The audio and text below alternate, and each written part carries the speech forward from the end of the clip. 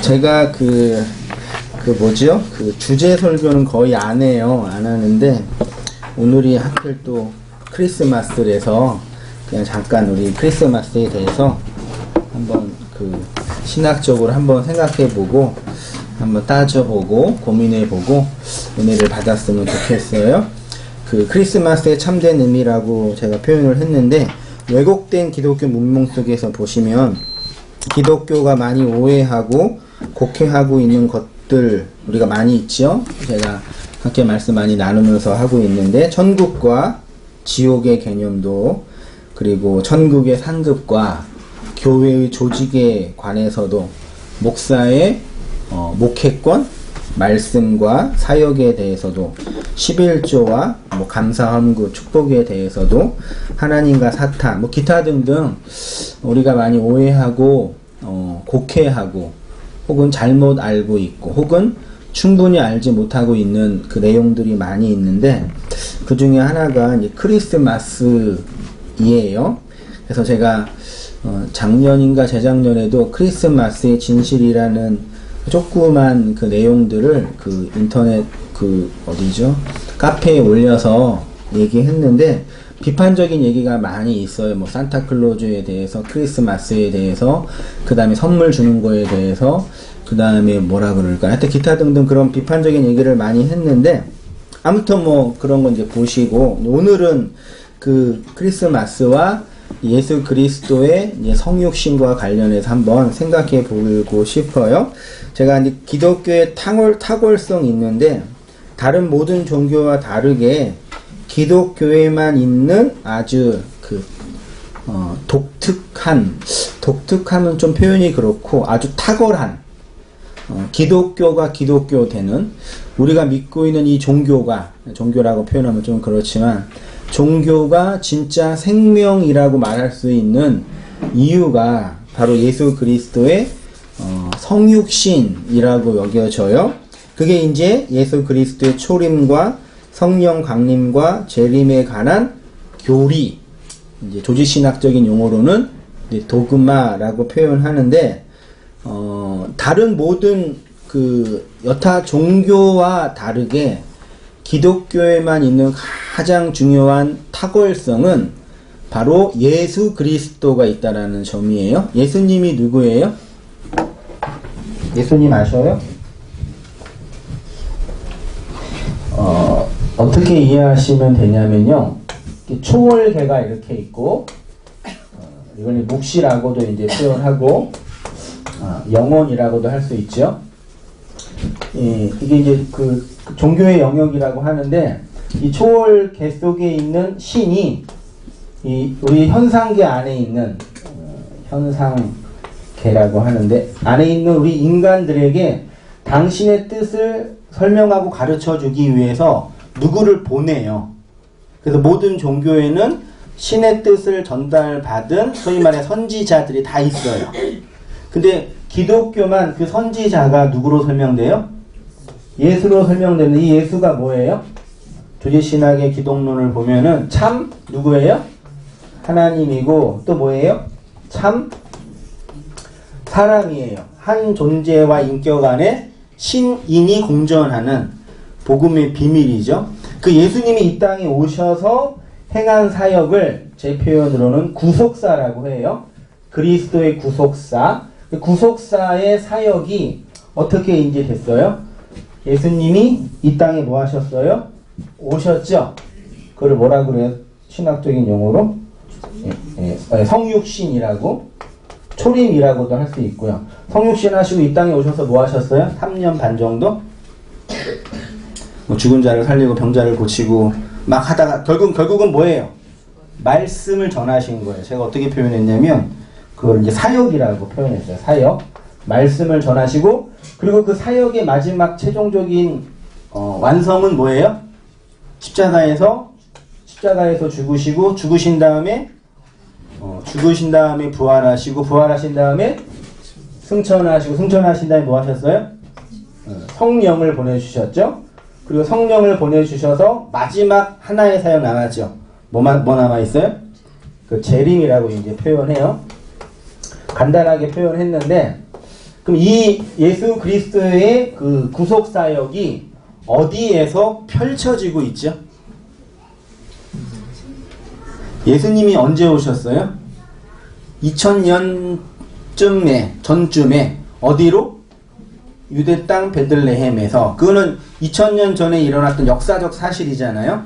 근데 이 예수님의 성육신 사역, 성령 강림, 기타 등등 이 모든 사역이 어디에서 펼쳐지냐 라고 할 때 제가 뭐라고 표현했어요? 그것이 우리의 마음과 삶 속에 펼쳐진다. 예수님이 성육신을 어디로 하셨어요? 베들레헴이 아니라 여러분 마음, 인생, 역사. 성육신을 어디로 하셨다고요? 우리의 마음과 인생, 역사의 현실 속에서 예수님이 성육신 하셨어요. 2000년 전에 저기에서 우리에게 사랑과 은혜를 전달하기 위해서 오셨죠. 그 오신 사건이 구체적으로 우리의 내용이 되지 않으면 예수님의 그 사건은 나랑 아무 상관없어요. 그냥 부처가 와가지고 도를 깨달아서 그 극락으로 넘어갔다. 그 사실을 알고 있는 거랑 지적으로 이해하는 거랑 불교의 교리를 아는 거랑 아무 상관없잖아요. 그러니까 오늘날 크리스마스를 명절로 지금 지키고 있는 사람들의 마음에 뭐가 있어요? 예수님이 이 땅에 오셨어요. 왜요? 우리에게 행복과 사랑을 건네주기 위해서, 이 땅에 고통받고 있는 우리들에게 위로와 힘을 주기 위해서. 누구를 위해서 오신 거예요? 우리를 위해 오셨다고 해석하잖아요. 그게 이제 문제라고 말씀을 드리고 싶어요. 한마디로 정의하면 예수 그리스도의 성육신이 우리의 마음과 인생 역사 속에 펼쳐진다. 아직 이게 무슨 말인지 잘 모르시겠으면 한번 잘 들어보세요. 누가복음 2장 11절 보셔요. 오늘 다윗의 동네에 너희를 위하여 누구요? 구주가 나셨으니 곧 그리스도 신이라. 너희가 가서 강보에 쌓여 구유에 뉘어 있는 아기를 보리니 이것이 너희에게 뭐요?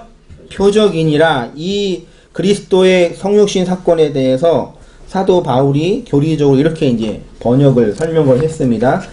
빌립보서 2장 5절 같이 한번 읽어보시겠습니다. 시작. 너희 안에 이 마음을 품으라. 곧 그리스도 예수의 마음이니 그는 근본 하나님의 본체시나 하나님과 동들됨을 취할 것으로 여기지 아니하시고 오히려 자기를 비어 종의 형체를 가지사 사람들과 같이 되셨고 사람의 모양으로 나타나사 자기를 낮추시고 죽기까지 복종하셨으니 그 십자가에 죽으심이라. 이러므로 하나님이 그를 지극히 높여 모든 이름 위에 뛰어난 이름을 주사 하늘에 있는 자들과 땅에 있는 자들과 땅 아래에 있는 자들로 모든 무릎을 예수의 이름에 꿇게 하시고 모든 입으로 예수 그리스도를 주라 하시나요 하나님 아버지께 영광을 돌리게 하셨느니라. 예수 그리스도의 성육신은 단순히 사람들과 같이 되시고 사람의 모양으로 나타나신 사건이 아니라 십자가에서 죽으시고 부활하시고 성령 강림하는 구속의 사역이 우리의 마음과 인생 역사의 현실 속에 임하는 것이다. 믿으십니까? 경험하십니까? 그게 뭔지 좀 느낌이 오셔요?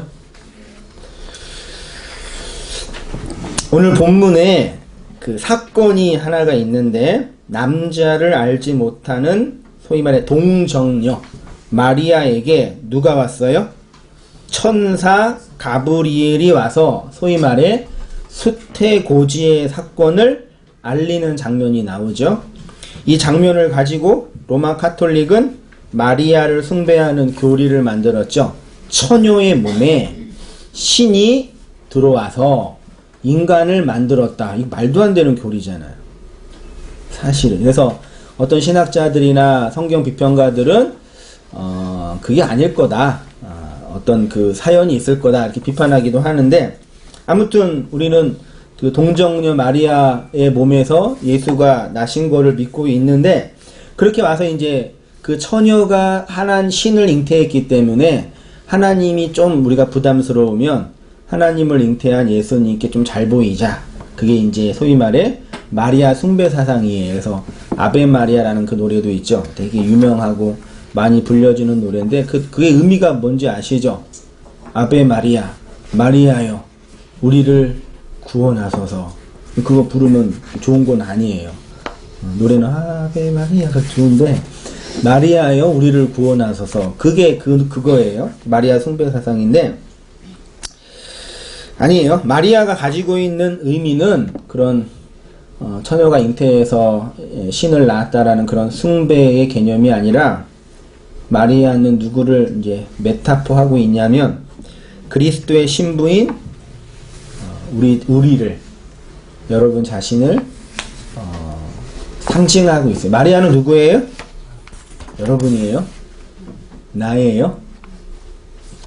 그 누가복음 1장 20절 이하의 마리아와 천사 가브리엘의 이야기와 또 마리아의 그 기도와 간구는 우리의 인생 역사 속에 이루어지고 펼쳐지고 있는 내용인 거예요. 네. 우리가, 여러분이 이 내용을 읽으면서 2000년 전에 마리아가 잉태했다 뭐 그런 식으로 읽지 마시고, 지금 우리의 언어로 내 인생 삶 속에 펼쳐지고 있는 내용으로 읽으셔야 돼요. 그래야지 성경이 여러분의 생명책이 돼요. 맞잖아요. 내 이야기여야 되잖아요. 나를 설명하는 이야기, 내가 받은 구원이 뭔지를 한번 천천히 설명해 보도록 하겠습니다. 오늘 본문에 그거 했죠. 예수님이 십자가를 지고 죽으러 가실 때 남자들은 다 도망갔죠. 남자들은 다 도망가고 누구만 옆에 있었어요? 여자들만 있었어요. 그렇죠? 그 뭘 의미할까요?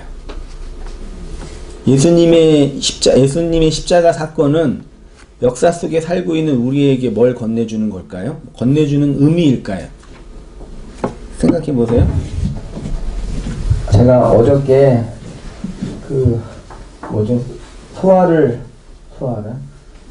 다 토해가지고 1시간 2시간 잤어요. 그리고 아침에 갔다 와서 있으니까 삥삥 막 도네요. 진짜요.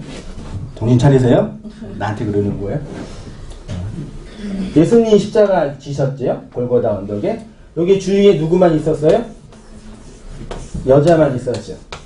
여자가 있고, 그러면 여기에 여자가 사람으로 있고, 그 남자는 누구겠어요? 예수님이죠. 그래서 굳이 남자들을 찐따시키고 버리고 십자가를 세우고 그 십자가를 갖고 있는 여자를 표현하고 있어요. 하나님의 그 생명이 여자인 우리에게 들어온 사건이 아닐까? 한번 이렇게 추측해 봅니다. 마태복음 27장 55절 보셔요. 예수를 섬기며 갈릴리에서부터 따라온 많은 여자가 거기 있어 멀리서 바라보고 있으니 그 중에 막달라 마리아, 야고보와 요셉의 어머니 마리아, 세베대의 아들의 어머니도 있더라. 막달라 마리아가 가서 제자들에게 내가 주를 보았다 하고 주께서 자기에게 이렇게 말씀하셨다 이르니라. 그러니까 예수님 주위에 여자는 누구뿐이 없어요? 그럼 마리아만 있었을까요? 아니죠. 다양한 여자들이 있는데 굳이 성경이 다른 여자의 이름은 기록을 안 하고 다른 여자의 이름은 그냥 다른 여자라고만 하고요. 굳이 이름을 기록한 여자는 마리아만 있어요. 그럼 어떤 특별한 의도가 있을 거 아니에요. 굳이 편집을 할 때 다른 여자 많이 있는데 마리아, 마르다 또 기타 등등 이름이 다 있었을 텐데 다른 여자 이름은 기록을 안 하고 마리아만 기록해요. 그럼 마리아에다 특별한 의미가 있을 거 아니에요. 그래서 이제 그래서 공부를 이제 해야 돼요. 그 왜 마리아인가 보세요. 그 당시에 마리아란 이름이 많이 있었기 때문에 그렇게 마리아가 있었다고 쓰는 주석가도 있는데 그건 아니고 성경에 특별한 목적과 의도가 있습니다. 다른 여자의 이름은 밝히지 않고 오직 마리아란 이름을 기록한 것에는 구원과 하나님의 은혜를 설명하시는 하나님의 특별한 의도가 있는 건데, 결론만 말씀드리면 마리아는 우리의 모습이에요. 예수님 주위에 하나님의 그 영을 말씀으로 받을 때의 우리의 모습이에요. 우리가 마리아로 있는 거예요. 그러니까 카톨릭이 얼마나 잘못하고 있는 거예요. 그 마리아가 뭘 의미한지도 모르고 아베 마리아여 나를 구원하소서, 그리고 예쁜 여자상 만들어 놓고 그 앞에서 촛불 켜놓고 절하고 기도하고, 말도 안 되는 짓거리예요 진짜요. 그걸 또 그 계신 것부터 따라하고 있단 말이에요. 그리스도의 말을 영으로 받아 그 생명을 잉태하여 생명을 출산하는 마리아는 교회의 모습을 상징하고 있지요. 그럼 어떻게 마리아가 그리스도를 씨로 받은 우리의 모습인지를 한번 살펴보면요. 신약 성경에 마리아라는 이름을 가진 여자들이 참 많이 있죠. 제가 각주를 달았는데 예수님의 어머니도 마리아고요. 글로바의 아내 마리아도 있고요. 막달라 마리아도 있고요. 나사로의 누이 마리아도 있고 마가의 어머니 마리아도 있고 로마의 기독교의 인으로서의 여자 성도 중에 마리아라는 이름이 또 있어요. 이 마리아가 헬라어인데요. 이게 구약 성경 히브리어로 가면 마리아가 뭐냐면 미리암이래요. 미리암 아시죠? 출애굽 민수기 12장 1절 이하에 모세와 아론의 누이로서 모세가 구스 여자를 취해서 까불다가 문둥병에 걸려서 저주를 받은 여인, 이렇게 미리암이잖아요. 미리암이 사실은 선지자예요. 이 미리암은 또 어디에서 왔냐라고 성경사전을 찾아보니까 마라에서 왔어요. 성경이 이렇게 놀랍다니까요.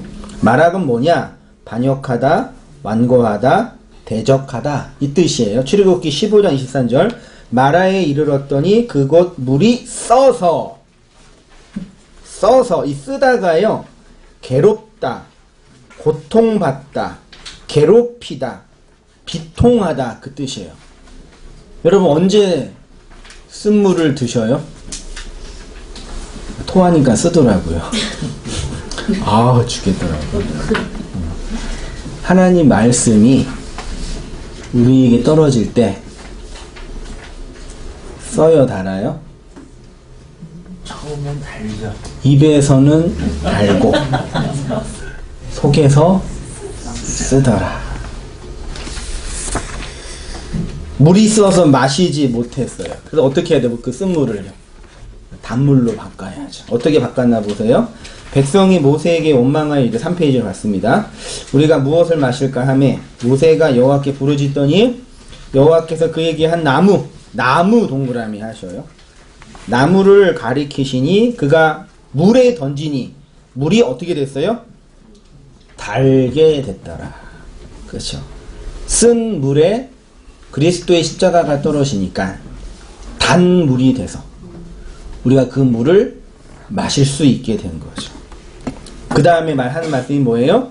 여호와께서 그들을 위하여 법도와 율례를 정하시고, 이게 법도와 율례예요. 그러니까 마리아라는 이름이 가지고 있는 의미는 반역하다, 대적하다, 쓰다 라는 뜻이고, 예수님이 마리아라는 여자의 몸에 왜 성령으로 잉태되셨는지에 대한 이유가 여기에 있는 것입니다. 단물을 낼 수밖에 없는 쓴 물인 여자, 단물을 낼 수 없는 쓴 물인 여자, 자신의 힘으로는 생명을 잉태할 수 없는 여자에게 그리스도의 십자가가 나무로 던져짐으로 단물을 낼 수 있는 존재가 됐죠. 생명을 잉태하는 자가 된 거예요. 성도가 이렇게 자신의 마음과 인생 역사 속에서 그리스도의 십자가를 건네받아서 생명을 잉태하는 자가 되는 거죠. 천사 가브리엘이 마리아에게 나타나서 이렇게 말합니다. 30절 보세요. 천사가 이르되 마리아여 무서워하지 말라. 내가 하나님께 뭐 입었어요? 하나님께 은혜를 입으면 어떤 일이 벌어져요? 잉태하여 아들을 낳아요. 할렐루야. 하나님께 은혜를 입은 여자 성도는 잉태하여서 아들을 낳아요. 여자가 구원받을 수 있는 길은 뭐예요? 아들을 낳아야지만 구원받아요. 아들을 못 낳으면 구원 못 받잖아요. 천사는 앙겔로스라는 단어인데요. 그 천사 하면 생각나는 거 있죠. 이렇게 날개 달린 그런 영물이 아니라 단어적 의미는 말씀을 전달하는 자예요. 그래서 사자가 정확해요. 그러니까 그게 일반 명사니까 제가 여러분에게 우리 하나님 아버지의 말씀을 전달하면 저는 여러분에게 뭐가 돼요? 천사가 되는 거예요. 주의 사자가. 그 예표로 그렇게 온 사람이 누구냐? 세례 요한이었잖아요. 왕의 말을 담아서 가는 그 존재를 천사라고 해요. 날개 달린 어떤 그런 존재는 성경에는 그런 표현이 없어요. 유대교나 가톨릭에서 신화로 만든 거예요. 이사야 6장에 날개가 달려서 뭐 눈을 가리고 했다 그 표현만 있는 거지. 우리가 문학이나 영화에서 말하는 그런 천사 있잖아요. 그런 거는 아니에요. 성경이 말하는 거. 그 천사의 이름 중에 가브리엘이 있고 미가엘이 있어요. 두 종류의 두 이름이 있고 뭐 루시퍼는 없어요. 성경의 루시퍼는 그 가톨릭이나 유대교에서 만든 그 신화예요. 성경에 그 표현은 없어요. 그 가브리엘이 주님의 말씀을 가지고 마리아, 여자, 쓴물인 마리아에게 나와서 너 은혜 입었다. 그 다음에 뭐예요? 그 은혜가 뭐냐? 너가 이제 잉태해서 아들을 낳을 거야. 이거예요. 처녀에게. 처녀가 임신하면 그게 은혜예요? 돌 맞아 죽을 일이지. 그 일이 우리에게 벌어진 거예요. 31절에 내가 잉태하여 아들을 낳으리니 이 부분을 이제 원문으로 보면 3페이지 맨 위로 가보셔요. 원문으로 보면은요, 쉴 람바노 엔 가르테르 카이 키토 이렇게 되어 있는데요. 쉴 람바로란 단어는요, 붙잡다 라는 동사고요. 앞에 쉬라는 그 전치사가 붙어서 함께 이런 뜻이어서 쉴 람바노 하면은 함께 붙잡다, 꽉 붙잡다, 움켜쥐다, 포획하다 그 뜻이에요. 그죠? 그러면 애는 전치사 인이고 가르테드는 자궁 혹은 배 이거예요. 그러면 잉태, 임신이 헬라적 의미는 뭐예요? 자궁 안으로 꽉 붙잡혀진 것. 배 안이 사로잡혀 있는 것. 성경에서 자궁은 가장 깊고 심오하고 보이지 않는 인간의 내면을 설명할 때 자궁이라고 하고요. 그리고 그거를 율법이라고도 표현해요. 생명이 잉태된 것. 그러면 여자의 자궁이 무엇에 의해서 확 사로잡혀 있는 걸 임신이라고 하는 거예요. 그러면 그걸 이제 영적으로 한번 해석해 보세요. 우리 각자가 여자고 주님의 신부라고 할 때 우리의 내면 깊은 곳 그 무엇이 있지요? 아무도 알지 못하는 나만 알고 있는 그 심연의 깊은 그것, 그걸 자궁이라고 해요.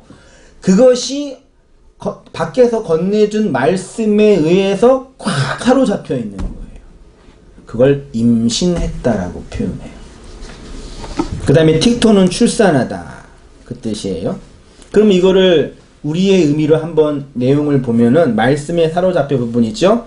본문을 해석하면서 직역을 하면 너의 그 자궁이 성령에 사로잡혀 임신하게 될 것이고 아들을 출산하게 될 것이다.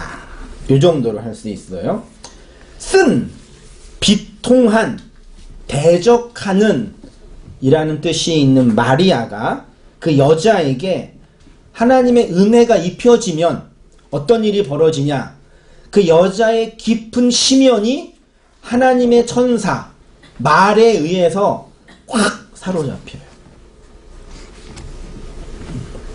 이 복음의 내용이 성경의 창세기의 원 역사에서부터 차근차근 기록이 됐어요. 창세기 3장 16절 보세요. 여자에게 이르되 내가 내게 뭐 하고요? 임신 동그라미 하셔요. 임신하는 고통을 크게 더하리니 내가 수고하고 자식을 낳을 것이며 너는 남편을 원하고 남편은 너를 뭐해요? 다스린다. 이게 우리에게 일어난 복음의 사건이라니까요. 여자에게 예언적으로 주어진 말씀 3가지, 임신하고 수고하고 남편의 다스림을 받는 것, 이것이 그리스도의 말씀을 받아 그 생명을 잉태하여 그리스도의 통치를 받는 성도의 모습입니다. 여자로 상징되는 성도는 이렇게 영으로 임하는 그리스도의 말씀을 받아서 그 말씀에 의해 율법의 선악 욕망이 삭제당하는 삶을 살게 되고, 율법의 선악 욕망이 깨어진다라는 얘기는 단순히 파괴되고 해체되고 금욕의 삶을 살아가는 것이 아니라 율법의 선악 욕망에 깨어짐으로 율법의 차원이 아니라 다른 차원의 삶을 살죠. 그런 얘기 자주 우리가 지난주까지는 기도에 관한 얘기 했는데, 이 진리와 이런 복음을 듣고 나서 성도님들이 하지 못하는 것 중에 하나가 나에게 필요한 것들을 놓고 육체에 필요한 것들이라고 상정해요. 놓고 하나님 이거 주세요, 이거 해결해 주세요, 간절히 열렬하게 기도를 할 수 있어요, 못해요? 어떠셔요? 어저께 저녁에 밥 먹고 우리 어머님 응급실 모시고 와서 밤에 누웠는데 이 속이 그러니까 잠이 안 와 미치겠어요. 저는 주일날을 위해서 일주일 살고 있는 목사인데 가장 피크잖아요. 이때 아프면 큰일 나잖아요. 그리고 몸을 잘 준비하려고 하는데 잠이 안 오고 속은 계속 버럭하고 미치겠어요. 그래서 가스라면서 하나 먹었는데 그래도 소화가 안 되고 한 1시간 누웠다가 그래도 소화 안 돼 2개 먹었어요. 2개 먹으니까 완전 난리 나죠. 여기서 부글부글 일어나가지고 막 토하고 난리 났어요. 그때 내가 그 믿음이 있는 목사인데 안수를 하면서 배야 너가 이러면 되겠니? 예수의 이름으로 명하노니 소화 안 되는 악한 귀신아 떠날지어다. 그렇게 못하죠. 그리고 또 하나님 나 내일 말씀 전해야 되는데 아프면 안 돼요. 나 좀 낫게 해주세요. 그렇게 기도를 못해요. 마음은 있지. 근데 안 돼요. 그거 왜 안 될까요? 이거 좋은 거예요? 나쁜 거예요? 좋은 거예요? 이거 잃어버려야 돼요. 이게 잃어버리는 게 정상이라니까요. 그 왜 잃어버려야 되는지 아시겠어요? 종교 원리는 뭐냐면요. 하나님이 있고, 나가 있고, 하나님의 초월자가 있는데, 나라는 존재가 율법의 세상에서 율법의 내용을 가지고 살아가야 되니까, 이 땅에 필요한 돈, 권력, 건강, 기타 등등의 모든 것들이 없으면 죽잖아요. 그래서 그것들을 가지고 살아가야 되는데, 신이 이것들을 준다 그러는 거예요. 그쵸? 종교가 그러잖아요. 그래서 어떻게 해요? 간절하고 열렬하게 치성을 드리고, 기도를 하고, 금식을 하면서, 신의 능력을 부여받아서 이것들을 공급받아서 하는 그게 강청기도였잖아요. 지난주 공부했던 거예요. 일반 교회에서 하는 거예요. 이게 왜 안 되는지 아시겠어요? 이게 위치의 문제예요. 이렇게 하나님과 내가 서로 대적하고 반대편에 있잖아요. 하나님 주세요 막 그래야 되는 거예요. 그 옆 사람 보니까 돈 많이 받았어. 기도하고 간구하고 은혜 받아서 하나님의 권력을 사유화하는 거라 그랬잖아요. 근데 우리는 그게 사유화가 왜 안 돼요? 생각을 해보세요. 왜 그렇게 기도가 안 되죠? 물론 그렇게 기도해도 안 된다는 걸 알기 때문에, 혹은 건강은 기도의 문제가 아니라 그 신체적인 문제이기 때문에, 돈은 기도의 문제가 아니라 자본의 문제이기 알기 때문도 있지만 왜 이렇게 구하지 못하게 됐어요?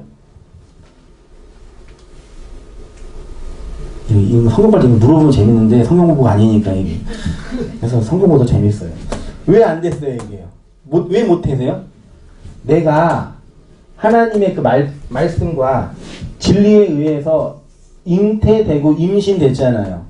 꽉 사로잡혔잖아요. 그렇죠? 말씀에 의해서. 그래서 하나님 편으로 건너갔잖아요. 네, 그래서 하나님 자리에 누가 있어요? 내가 있단 말이에요. 하나님이 됐다는 얘기가 아니라 하나님의 그 섬김을 받아서 하나님 자리에 딱 있는 거예요. 그래서 이렇게 기도할 수 있는 존재가 안 되는 거예요. 이제 뭐 하는 거예요? 다른 차원, 하나님 자리에서 율법의 세상에 살고 있는 어떤 사람에게 나를 이렇게 임신시킨 그 생명을 건네주고 나누어주는 존재가 되는 거예요. 그거를 뭐 진리가 됐다, 뭐 온전하게 됐다라고 표현을 하는 거죠. 무슨 말씀인지 이해되셔요? 이거 기도해도 되죠. 네, 주세요. 나 이거 필요해요. 근데 이런 차원이 아닌 건지 알잖아요. 어떤 차원인지 아시겠어요? 그래서 처음 이런 복음과 이런 진리를 들으면 아까 우리 집사님 고백하신 대로 외로워요. 그리고 이상해요. 내가 좀 문제 있는 것처럼 느껴져요. 이렇게 전환이 되는 과정에 있어서 그러는 거예요. 그럼 이렇게 전환이 돼서 바깥으로 왔는데 어떻게 이제 우리가 살아야 되는지 생각해 보세요. 이 뭐 진리를 알고 있고 묵시 패러다임으로 건너온 이 교회에 있는 성도는 무엇을 향해, 어디를 지향하며 살아야 되는지를 알아야 돼. 여전히 근데 이 복음과 진리를 듣고 알았는데 여전히 이 구조 안에서 또 다른 율법적 무엇을 구하며 살고 있을 때 이제 우리의 신앙과 내면의 큰 어려움과 영적인 진보가 더디게 되는 거죠. 그래서 막 안고 막 기도하는 것보다 약 먹고 빨리 그 응급실에 가서 수액 맞고 그러는 게 더 빨라요. 네. 그게 제가 다른 차원의 욕망이라고 표현을 할게요. 다른 차원의 욕망. 다른 차원의 생명이 그 말씀을 통해서 흘러나오게 된다는 것입니다. 그것이 언제 일어나냐? 말씀에 의해서 나의 내면 깊은 곳이 장악당하고 사로잡혀서 임신되고 출산의 과정들을 밟는 거죠.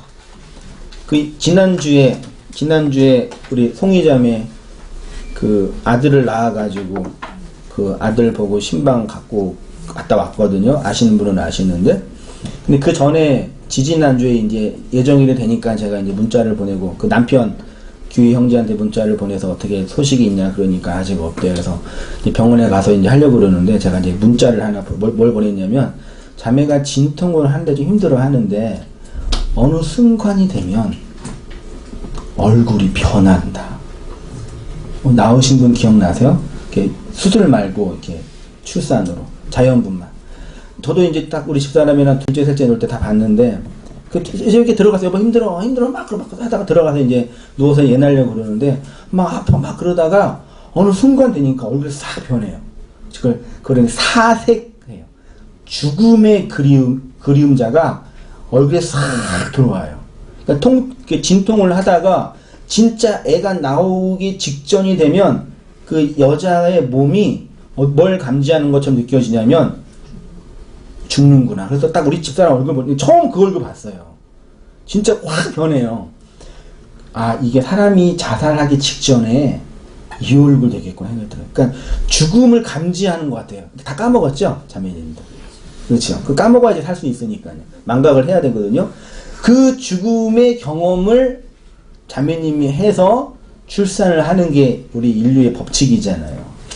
그러면 하물며 인간사도 그러하다고 한다면 그 전능하시고 무한하신 하나님의 영을 말씀으로 받은 우리가 역사와 인생 속에서 생명을 잉태한 자로 있다가 그것들을 출산할 때 어떤 일이 벌어지겠어요?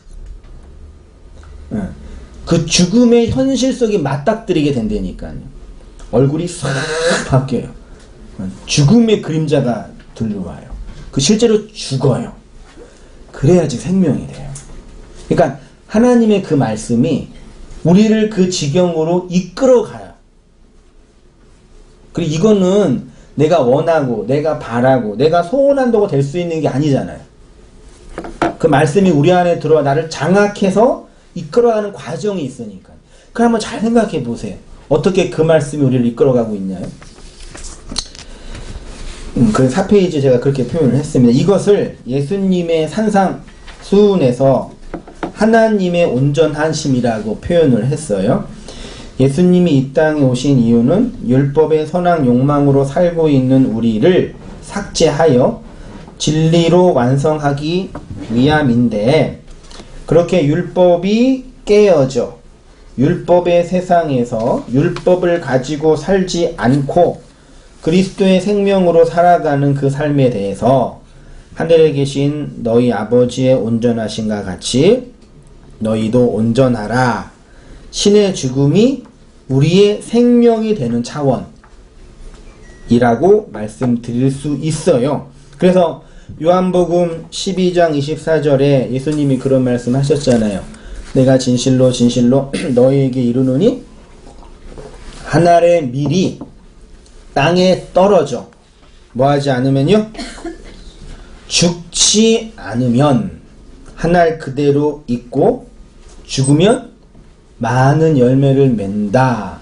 뭐예요? 한 알의 밀로, 알로, 씨로 오신 예수가 땅이라는 우리의 마음밭에 떨어져서 그분이 십자가에서 죽어야지만 우리가 하나님의 열매를 낼 수 있는 그 존재가 된다. 그 얘기 계속 하시는 거예요. 그러면 인류의 역사 속에 오신 날인 크리스마스의 진정한 의미가 무엇인지 알 수 있겠죠? 단순히 인류의 사랑과 복지를 증진시키기 위해서 사랑의 화신으로 오신 날도 아니고 인간의 삶을 조금 더 풍요롭고 행복하게 하기 위해서 오신 날도 아니지요. 이 날은 하나님이 영원전에 계획하신 하나님의 사역이 우리의 마음과 인생 역사 속에서 뭐 하는 거예요? 펼쳐지는 거예요. 그러니까 여러분, 말씀을 듣고 말씀을 공부할 때 어떻게 하셔야 되냐면요, 이 말씀을 내가 잘 공부해서 이 땅에 살아가는데 도움을 얻고 내가 무엇인가 필요한 거에 써먹겠다라고 하시면 돼요, 안 돼요? 여러분이 하나님의 백성이고 묵시 속에서 하나님이 선택한 하나님의 자녀라면 반드시 역사 속에서 율법의 세상에서 그 말씀을 따라 살아가게 돼 있어요. 그건 아시죠? 그건 제가 말씀을 잘하고 여러분이 살고 안 살고의 문제가 아니라 하나님이 그렇게 하신다고 하셨으니까 그렇게 돼요. 그러면 여러분이 하나님의 자녀면 그런 길을 가시죠. 가신단 말이에요. 근데 이 길을 가는데 이 길이 그 길인지 내가 알아야 몰라요. 알 때도 있지만 모를 때가 많이 있단 말이에요. 이 길을 가는데 하나님이 계시된 말씀을 통해서 내가 이렇게 가고 있는 내용이 무엇인지를 이 말씀을 통해서 설명을 하는 거예요. 그때 그 말씀이 내 안에 들어와 나의 내면과 영혼을 확 살아나게 하는 그 영적인 각성이 일어난다는 차원이에요. 말씀을 들을 때, 이런 말씀을 들을 때 오, 감동적이다, 오, 도움이 된다, 그 차원이 아니라 내 인생을 설명하고 내 마음을 설명하고 내가 어떻게 살아가야 할지를 가르쳐주는 그 길에 관한 말씀이라는 게 언제 자각이 되냐면 내 안에서 일어나고 있는 어떤 일들을 설명하는 거라니까요. 그래서요, 진리 속에 들어온 성도들 안에 어떤 컴플렉스가 있냐면, 무슨 컴플렉스가 있냐면 미운 오리 새끼 컴플렉스가 있어요. 무슨 말씀인지 아셔요? 나는 달러. 이 다르다 함은 잘나고 성공하는 차원이 아니라 율법의 세상에서 모든 사람이 살고 있는 그 차원의 삶을 사는데 그 차원과 다른 것이 나를 힘들게 해요. 이해되셔요? 그래서 이건 뭐지? 라고 고민을 해요. 그래서 어떻게 해요? 성경도 보고 교회도 다니고 목사 설교도 들어봐요. 근데 어떤 분들이 이런 얘기를 해요. 내가 지금 고민하고 있는 이 내용은 영에 관한 거고 하나님 말씀에 관한 것인데 교회 가서 설교를 들으면 그 내용을 설명하지 않더라. 그럼 내가 지금 고민하고 있는 이 고민은 뭐지라고 항상 그런 컴플렉스 속에 있어요. 그거는요, 제가 개척을 하고 여러 성도님들을 만나 뵈면서 온 땅교회 출석하고 안 하고의 문제가 아니라 정말 그런 분들이 도처에 있다니까요. 예를 들어서 파주에 있는 어떤 성도님은 처녀 때 30년 전에 결혼하기 직전에 이런 생각이 들었대요. 이런 생각, 이런 유의 생각, 이렇게 차근차근 설명을 못해도 하나님의 말씀이 영으로 내 안에 들어 나를 이끌어가는 과정이라는 그런 생각이 들었대요. 근데 이거를 내가 혼자 성경을 읽고 교회 가서 설교를 들으면 그런 내용에 대해서는 얘기 안 하고 뭐 예수님 잘 믿고 기도 열심히 하고 성공하고 번영하세요. 그런 내용만 한다는 얘기예요. 근데 성도에게는 그 복음의 본질적인 내용이 있다니까요. 이런 말씀을 들으시면서 그 하나님의 말씀이 나를 그 진리로 이끌어가고 있음을 여러분이 확인하시면 되는 거예요. 그 하나님이 영원 전에 계획하신 하나님의 사역이 우리의 마음과 인생 역사 속에서 펼쳐지고 있는 거예요. 읽었죠? 예.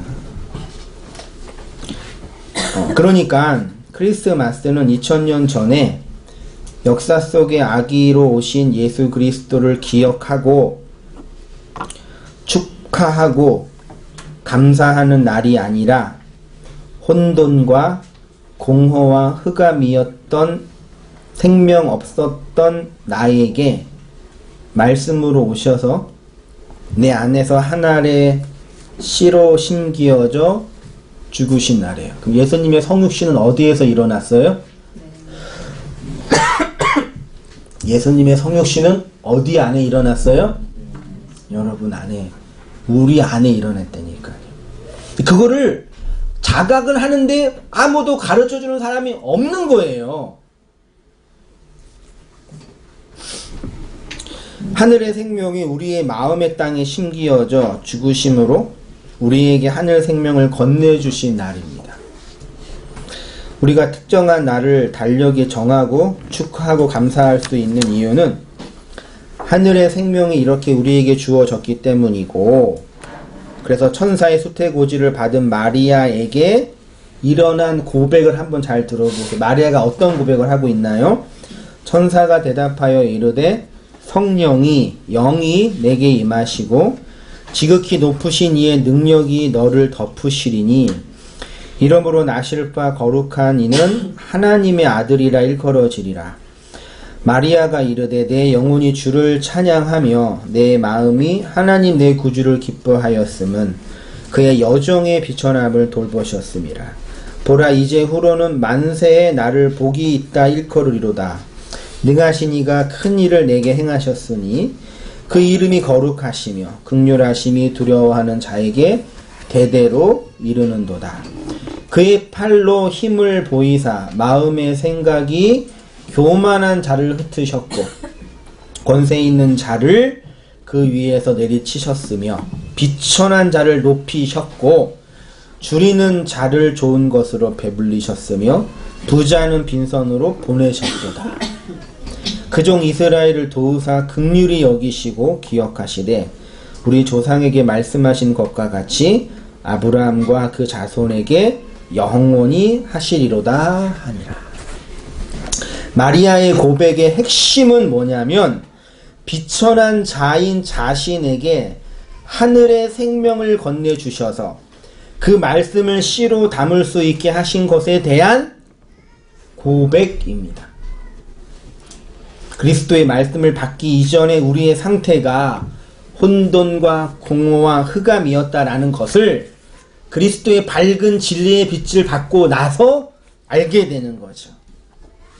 그런 우리에게 예수 그리스도의 말씀이 임하여서 하나님의 영광을 담은 생명이 되게 하신 것, 이게 그리스도의 성육신이고 성탄절의 진의라고 저는 믿어져요. 마지막 읽고 마치겠습니다. 땅에 있는 사람에게 왜 평화가 주어지냐면 평화는 오직 누구를 받은 사람이요?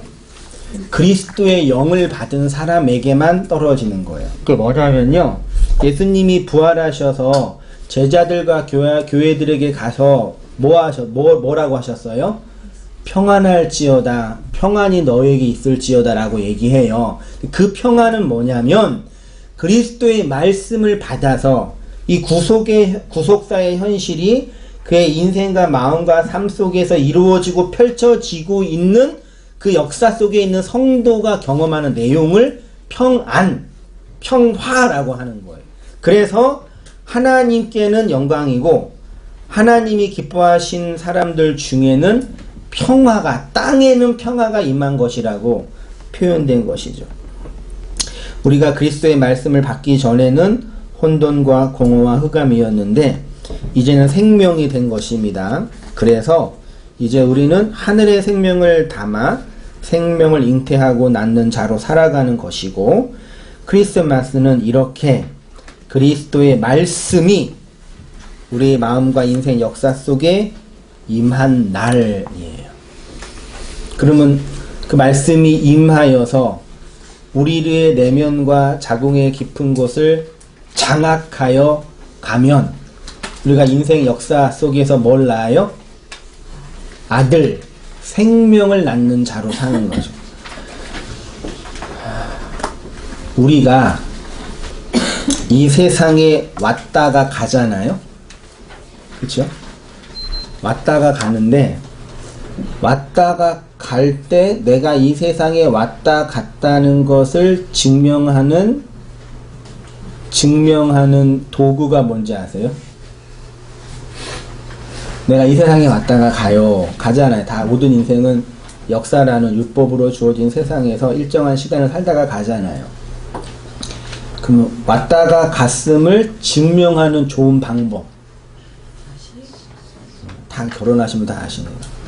자식이 내가 이 세상에 왔다가 간 거를 증명하는 유일한 도구예요. 그 모든 인간에는 이 본성이 있어요. 그렇죠? 이 세상이라는 곳에 먼지이고 존재도 아니고 없음인 나가, 그렇죠? 하나님의 그 생명을 받아서 생명이 됐잖아요. 그 생명을 가진 자로 살잖아요. 그럼 그 생명을 가진 자로 살아간 사람 안에 있는 그 결과, 현실은 그 생명을 뭐예요? 역사 속에서 낳는 거예요. 이게 감사와 감격과 은혜가 되지 않나요? 마리아가 그래서 비천한 종을 주님께서 거두어 주시고 성령이 내게 임해서 그 진리로 이끌어 주신다라는 고백을 한 거예요. 그러니까 이 마리아 이 고백, 교만한 자를 흩으시고 권세 있는 자를 내리치시고 비천한 자를 높이시고 줄이는 자를 배불려셨다라는 이 고백은 그 생명을 받은 성도와 성도의 역사와 삶 속에서 펼쳐지는 인생 내용이라는 얘기죠. 이 말씀 받고 이 말씀의 내용을 담아서 그렇게 그 생명을 받은 자로 인내하며 잘 살아가시는 성도님 되시기를 축원드리면서 말씀 마치겠습니다. 기도하겠습니다.